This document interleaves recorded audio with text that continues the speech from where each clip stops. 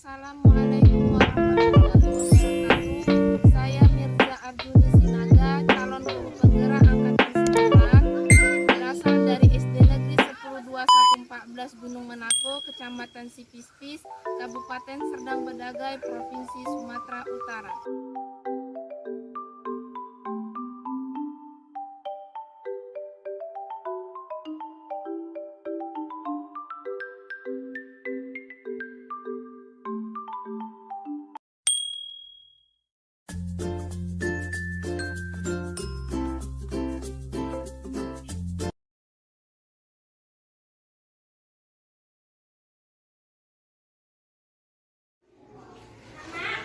Bismillahirrahmanirrahim. Assalamualaikum warahmatullahi wabarakatuh. Alhamdulillahirrahmanirrahim. Wassalatu wassalamu ala asrofil anbiya'i wal mursalin wa ala alihi washabbihi ajmain. Puji dan syukur kehadirat Allah Subhanahu wa taala yang mana pada siang hari ini Bapak dan Ibu masih diberikan kesempatan dan kesehatan sehingga kita bisa berkumpul di kelas ini. Selawat berangkaikan salam semoga tercurah kepada Nabi besar kita Muhammad SAW. Baik, terima kasih. Pertama-tama yang saya hormati Bapak Kepala Sekolah yang diwakili oleh Bapak Herul Rahmat SPD, dan yang saya hormati Bapak dan Ibu guru yang hadir di acara diseminasi modul 1.4 dalam menyebarkan pemahaman dan penerapan pengalaman budaya positif di lingkungan SD 102114 Gunung Menako. Sebagai tugas saya sebagai pendidikan guru penggerak angkatan 9, bersama saya Mirza Arjuni Sinaga, calon guru penggerak angkatan 9 dari SD 102114 Gunung Menako, Kabupaten Serdang Bedagai. Baik, di sini saya akan memaparkan tentang menyebarkan pemahaman budaya positif. Sebelumnya, Ibu dan Bapak ada yang tahu nggak apa itu budaya positif? Saya tahu, Bu. Budaya positif itu kalau menurut saya itu adalah kebiasaan yang terbaik yang pernah dilakukan oleh siswa maupun guru di sekolah kita ini. Benar sekali apa yang Ibu itu katakan. Terima kasih, Bu. Ada yang lain yang ingin menyampaikan apa itu budaya positif, Bu? Baik, boleh dilanjut. Apa tujuan pendidikan bagi Bapak Ki Hajar Dewantara?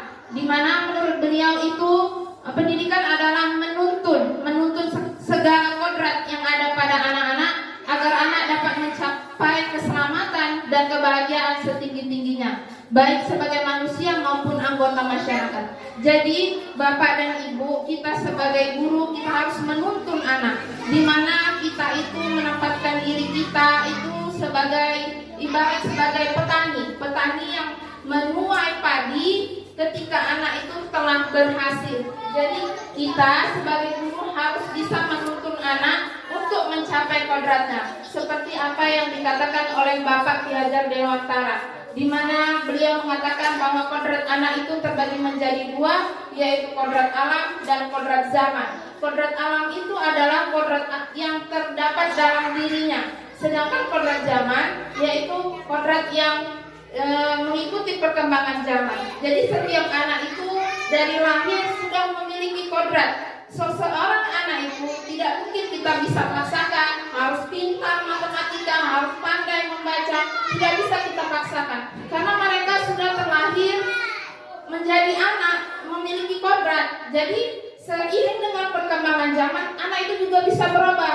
Misalnya dari SD dia cita-citanya ingin menjadi tentara, sedangkan nanti udah SMP, udah SMA, anak itu mengalami perkembangan zaman. Artinya dia bisa berubah berpikir, oh aku mau jadi dokter aja, bisa ngobatin pasien, atau aku mau jadi guru aja, aku pengen anak-anak jadi pintar. Jadi setiap guru, kita sebagai guru harus kita bisa menuntun anak itu untuk mencapai kodratnya. Kemudian dikatakan di situ juga, pendidik hanya dapat menuntun, seperti yang saya katakan tadi. Dia hanya, kita sebagai guru, Bapak Ibu hanya bisa menuntun anak untuk mencapai kodratnya agar dia mencapai kodrat apa yang telah diciptakan tentang budaya positif. Budaya positif seperti yang disampaikan oleh Ibu Eka tadi adalah perwujudan dari nilai-nilai atau keyakinan universal yang diterapkan di sekolah. Artinya budaya positif itu nilai-nilai kebajikan. Contohnya itu senyum, sapa, salam, sopan, santun. Nah itulah yang harus kita terapkan di SD 102114 Gunung Manado ini. Ya, di sini juga dikatakan budaya positif itu yang saya sampaikan pada siang hari ini Bapak Ibu, yaitu konsep intinya tentang yang pertama adalah perubahan paradigma belajar, yang kedua adalah disiplin positif, yang ketiga adalah kebutuhan dasar manusia, yang keempat motivasi perilaku manusia, kemudian posisi kontrol guru, kemudian keyakinan kelas, dan yang terakhir adalah segitiga restitusi. Yang pertama yang kita bahas adalah perubahan paradigma belajar. Masih semangat ibu-ibu? Semangat Bu, semangat. Biar semangat kita. Serdang berdagang. Pendidikan serdang berdagang. Iya, terima kasih. Perubahan paradigma belajar ini adalah perubahan yang berorientasi penguatan kompetensi, ya, dengan mempertimbangkan kebutuhan belajar capaian peserta didik dalam merancang dan melaksanakan pembelajaran serta pengembangan karakter sesuai dengan profil pelajar Pancasila. Artinya apa? Kita Bapak Ibu sebagai guru harus menerapkan yang kan kita ketahui bahwasannya pembelajaran itu ada yang student center atau berpusat kepada murid, ada juga yang sebagai teacher center atau berpusat kepada guru. Kira-kira mana yang akan kita pilih Bapak Ibu, student center berpihak kepada murid atau berpihak kepada guru? Iya, benar sekali Bapak Ibu. Kenapa? Ada yang bisa kasih tanggapan Bapak Ibu? Alasannya kenapa berpihak pada murid? Ya, terima kasih kepada Ibu Mirza Arjuni. Kalau pertanyaan Ibu itu saya lebih memilih ke student center Bu. Kenapa? Karena Bu, bisa saja hal-hal yang bagus atau kegiatan-kegiatan yang baik khususnya dalam proses pembelajaran itu ide-idenya lebih bagus dari murid.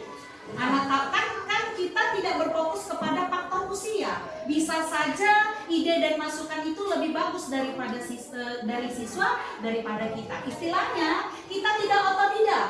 Hanya pendapat kita saja yang kita berikan kepada siswa, tapi kan harus ada jalin kerjasama antara siswa dengan guru sehingga ada feedback ya Bu, umpan balik yang baik sehingga kegiatan pembelajaran di dalam kelas atau kegiatan yang ada di lingkungan sekolah berjalan dengan baik. Iya, terima kasih untuk Ibu Eka yang sudah memberikan pendapatnya. Yang benar yang dikatakan Ibu itu, bahwasanya kita sebagai guru harus menerapkan pendidikan yang berpusat kepada murid. Jangan di sekolah itu gurunya berbicara aja, murid tidak bisa mengeluarkan bakatnya. Tapi kita sebagai guru harus memberikan anak kesempatan untuk dia bisa berkembang dengan baik. Nah, perubahan paradigma belajar itu juga harus sesuai dengan profil pelajar Pancasila. Ya, ini sepertinya nggak nampak ya Bapak Ibu. Yang pertama itu seperti yang kita tahu, ini profil pelajar Pancasila itu sesuai dengan kurikulum Merdeka ya Bapak Ibu ya. Yang pertama, beriman dan bertakwa kepada Tuhan Yang Maha Esa. Jadi setiap anak itu harus punya keyakinan kepada Tuhannya.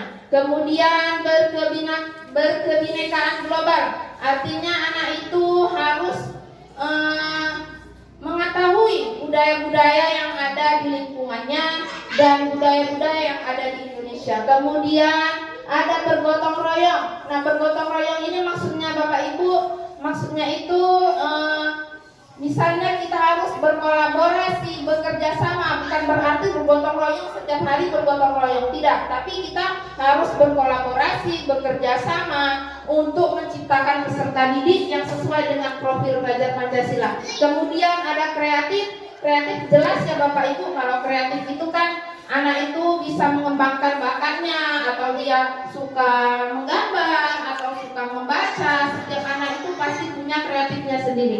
Kemudian ada bernalar kritis. Bernalar kritis itu maksudnya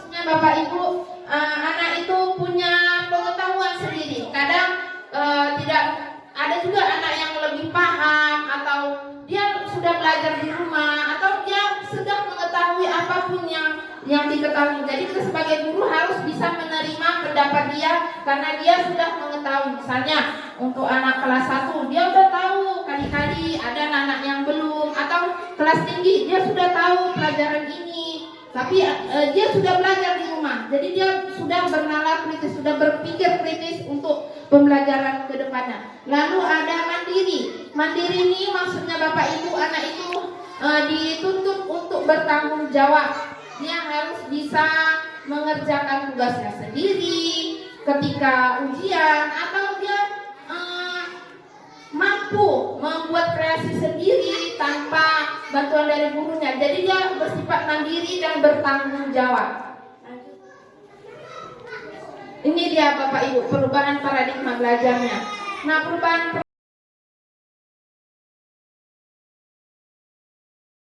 pertanyaan ini, posisi kontrol apakah aku harus berapa kali Bapak katakan? Kira-kira posisi kontrol apa ya Bapak Ibu?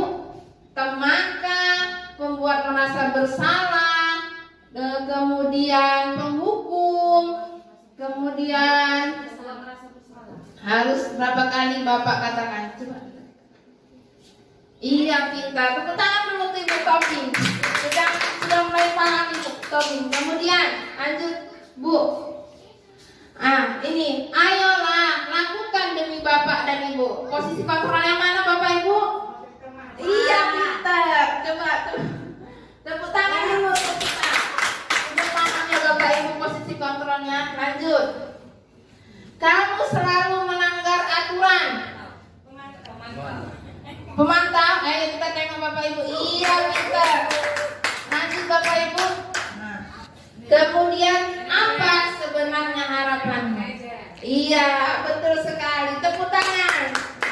Lanjut yang terakhir. Kalau kamu tidak menulis, kamu tidak mendapat nilai. Nah, itu sebagai penghukum. Jadi kita harus menerapkan posisi kita sebagai manajer. Masih semangat kan Bapak Ibu? Iya, tepuk tangan dulu untuk kita semua. Ini nanti siapnya ini Bapak Ibu tentang keyakinan kelas. Mengapa keyakinan kelas? Mengapa bukan peraturan kelas? Nah, ada yang tahu nggak Bapak Ibu apa itu bedanya? Halo. Semangat pagi. Pagi. Yes. Semangat siang. Siang. Yes. Iya, hari ini kita akan berdiskusi membuat keyakinan kelas. Selama ini ada yang tahu nggak apa itu keyakinan kelas? Iya, yang kita tahu di sekolah ini adanya peraturan sekolah atau tata tertib.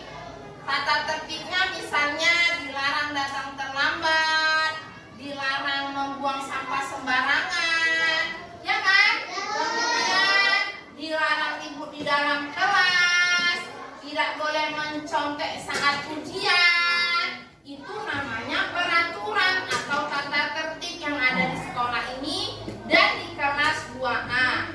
Nah, hari ini Ibu akan mengajak kalian untuk membuat kesepakatan bersama, kesepakatan keyakinan kelas yang akan kita buat untuk kelas kita, kelas 2A.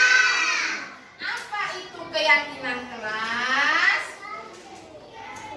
Keyakinan kelas adalah suatu yang harus diyakini bersama, yang berasal dari penyatuan pikiran. Itulah tadi Ibu bilang, kita berdiskusi membuat kesepakatan tentang keyakinan kelas. Kemudian keyakinan kelas itu dibuat tidak terlalu banyak dan tidak terlalu panjang, sehingga mudah diingat dan dipahami oleh semua warga kelas 2. Keyakinan kelas ini nanti diterapkan di dalam kelas kita dan di lingkungan sekolah kita.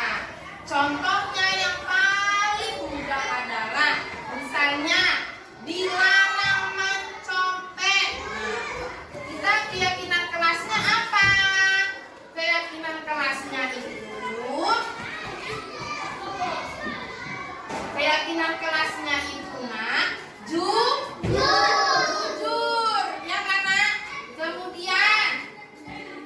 keyakinan kelasnya misalnya tata tertibnya itu tentang jadi acuan kita untuk keyakinan kelas.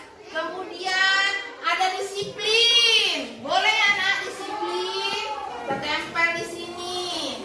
Lalu ibu mau pilih ada kata jujur, ya artinya kita tidak boleh mencontek, kan nggak boleh kita mencontek kan. Nah kemudian bertanggung jawab. Oh ini benar ini, karena kan bertanggung jawab itu artinya setiap ada tugas harus dikerjakan, ya kan?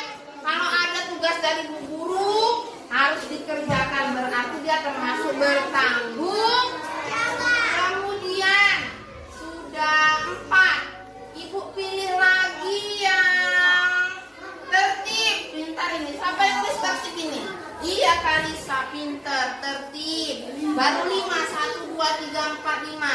Lalu ibu pilih ini, menjaga kebersihan. Punya siapa ini menjaga kebersihan? Iya pintar Ayunda. Berarti kita harus melaksanakan piket. Dan diingat ya nak keyakinan kelasnya. Lalu ada kata rajin belajar. Punya siapa yang rajin belajar? Iya Aska, pinter dia. Baru ini nak rajin belajar. Karena kalau kita rajin belajar artinya setiap ada tugas, kemudian ada pekerjaan atau ada latihan harus dikerjakan. Kalian juga harus rajin belajar di sekolah, ya kan? Rajin membaca. Kemudian tidak boleh mencontek, nggak boleh anak, karena kan tidak boleh, karena keyakinan kelas itu harus bernilai positif. Kata-katanya positif, tidak ada kata tidak dan tidak ada kata dilarang. Yang boleh hanya kata-kata yang mudah dipahami dan mudah diingat sehingga bisa dipahami dan dipahami serta dijalankan.